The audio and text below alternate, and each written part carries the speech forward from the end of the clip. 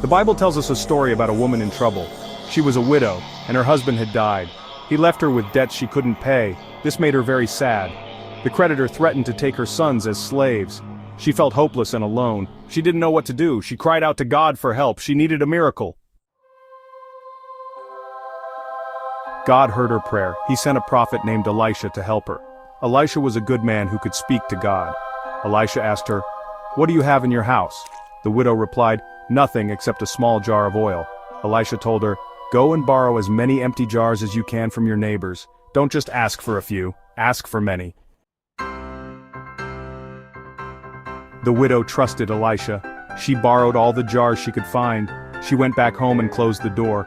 Her sons brought her the jars one by one. She poured oil from her little jar into each one. The oil kept flowing.